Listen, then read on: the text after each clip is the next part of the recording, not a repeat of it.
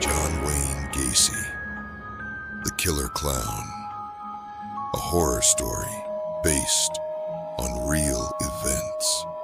Chicago, in the 1970s, was a city bustling with life. Yet in its shadows lurked one of the most sadistic murderers in American history. John Wayne Gacy was a respected businessman, active in local politics, and known for his charity work. But beneath this mask of normalcy, he hid a monstrous secret, one that would haunt the nation forever. Gacy lived in a modest home in Norwood Park, a quiet suburb.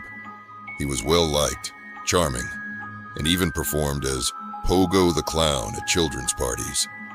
Yet behind the painted smile and friendly demeanor was a ruthless predator with a twisted hunger for control, pain, and death. Between 1972 and 1978, he lured at least 33 young men and teenage boys into his home, where they met a fate worse than death. His methods were as cruel as they were deceptive.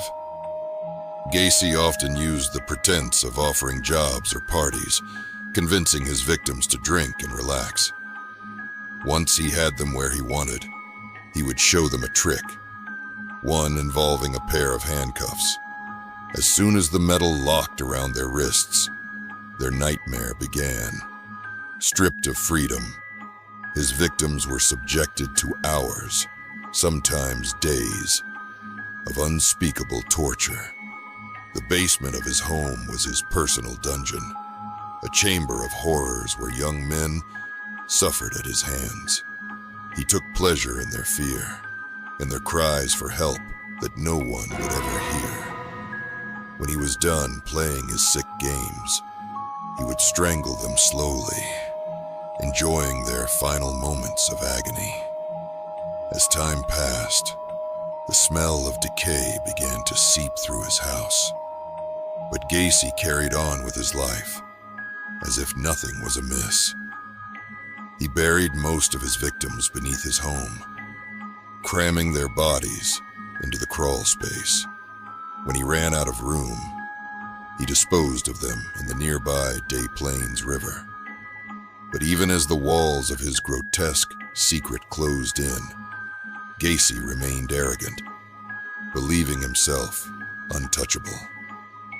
His undoing came in December 1978, when a teenager named Robert Piest went missing, after telling his mother he was going to see a man about a job. That man was John Wayne Gacy.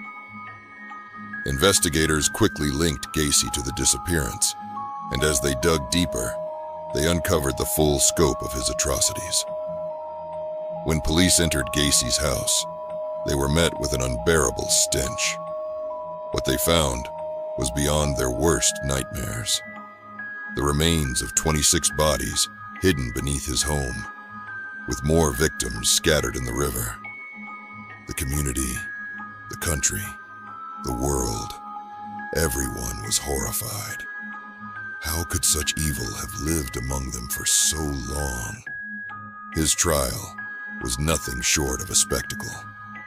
Gacy denied the murders, claimed insanity, and even blamed an alternate personality. But the overwhelming evidence sealed his fate.